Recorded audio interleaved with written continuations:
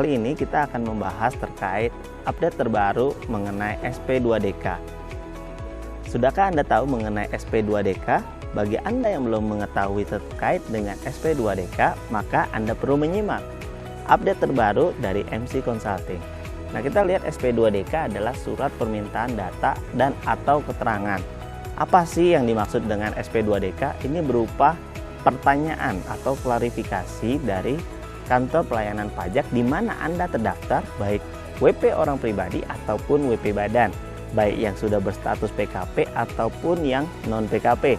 Nah, di sini kita lihat apa yang dimaksud dengan SP2DK. SP2DK ini adalah surat yang diterbitkan oleh Direktorat Jenderal Pajak oleh Kepala KPP untuk meminta penjelasan atas data dan atau keterangan kepada wajib pajak terhadap apa? Dugaan belum dipenuhinya kewajiban perpajakan sesuai dengan peraturan perundang-undangan di bidang perpajakan.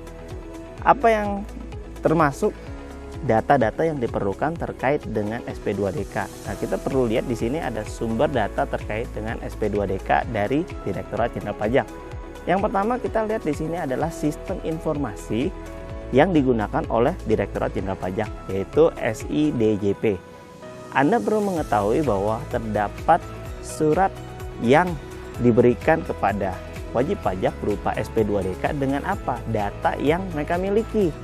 Dalam hal ini, Fiskus akan menggunakan sistem informasi yang dimiliki oleh Direktorat Jenderal Pajak, salah satunya.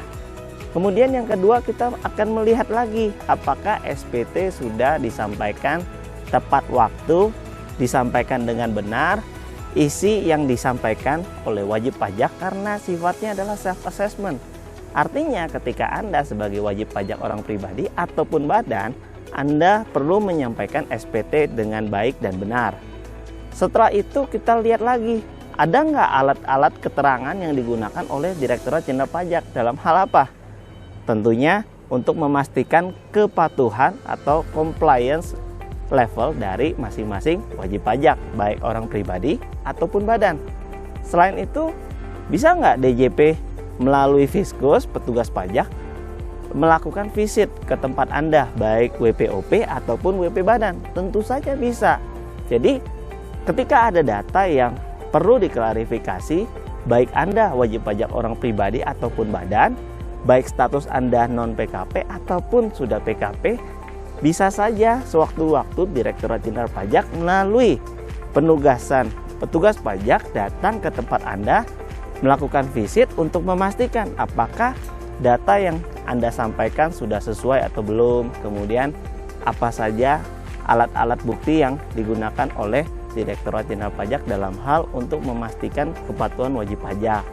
Selain itu, data dan atau keterangan dari pihak atau instansi lainnya, contoh ada lembaga, asosiasi, atau pihak lain, dan hasil pengembangan dan analisis data yang digunakan oleh Direktorat Jenderal Pajak dalam hal pengelolaan informasi, data, laporan, dan pengaduan, serta media lain.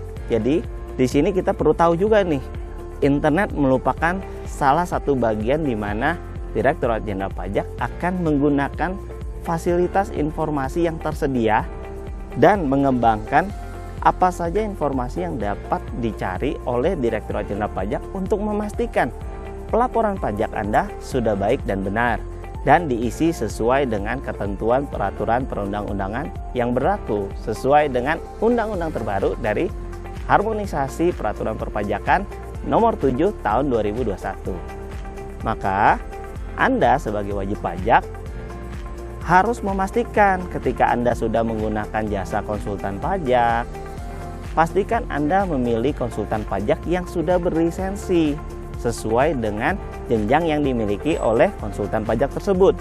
Jika jenjang A, dia hanya memberikan jasa konsultasi dan perpajakan untuk orang pribadi yang ada di dalam negeri. Sehingga ketika Anda dapat surat cinta berupa SP2DK, Anda tidak perlu khawatir. Karena apa? Karena konsultan pajak yang Anda miliki minimal lisensi A dapat membantu Anda untuk menjawab klarifikasi data atau keterangan dari SP2DK ini sesuai dengan ketentuan peraturan perundang-undangan. Selain itu, untuk jenjang B, pastikan ketika Anda memilih konsultan pajak yang memiliki lisensi konsultan pajak private B, hanya boleh memberikan jasa konsultasi dan perpajakan kepada orang pribadi dan WP badan yang ada di dalam negeri. Sehingga ketika Anda diminta SP2DK, penjelasan data atau keterangan, Anda tidak perlu khawatir karena konsultan pajak tersebut sudah memiliki register minimal B. Namun, ada lagi tingkat yang paling tinggi di Indonesia adalah sertifikasi tingkat C. Artinya, ketika Anda sebagai wajib pajak, baik orang pribadi ataupun badan yang ada di dalam negeri ataupun di luar negeri, baik statusnya adalah BUT ataupun PMA, Anda sudah dipastikan diberikan jasa sesuai dengan peraturan perundang-undangan yang sesuai dengan peraturan yang berlaku dan terupdate. Maka pastikan Anda memilih konsultan pajak sesuai dengan jenjang register yang dimiliki oleh konsultan pajak tersebut. Nah, melalui MC Consulting tentunya Anda tidak perlu khawatir ketika ada surat cinta, ketika ada masalah terkait dengan hambatan ataupun sengketa pajak, Anda akan dibantu dan disupervisi dengan peraturan yang terupdate sesuai dengan koridor perpajakan dan menjawab klarifikasi sesuai dengan aturan perpajakan yang berlaku. Dan kami di sini akan memberikan solusi bagaimana Anda dapat menyelesaikan pertanyaan-pertanyaan yang perlu Anda jabarkan pada saat diminta oleh Direktorat Jenderal Pajak, baik data ataupun keterangan, dan klarifikasi akan disajikan sesuai dengan ketentuan yang berlaku.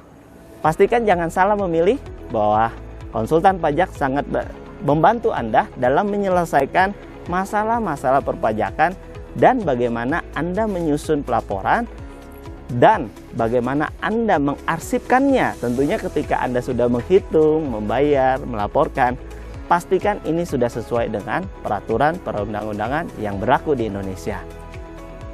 Dan ketika Anda menggunakan jasa konsultan pajak yang berlisensi, pastikan konsultan pajak tersebut menjadi mitra bisnis Anda yang dapat Anda andalkan to be their trusted advisor. Artinya ketika Anda sudah menggunakan jasa konsultan pajak, mereka dapat membantu Anda menyelesaikan masalah perpajakan Anda. Stay tune terus di channel Michael Consulting dengan cara like, subscribe, and share. Jika Anda suka video ini, tekan kode like. Dan jika Anda tidak suka video ini, tekan dislike. Dan jika Anda perlu bantuan ataupun asistensi, jangan lupa untuk menghubungi kami. Terima kasih, orang bijak, taat pajak.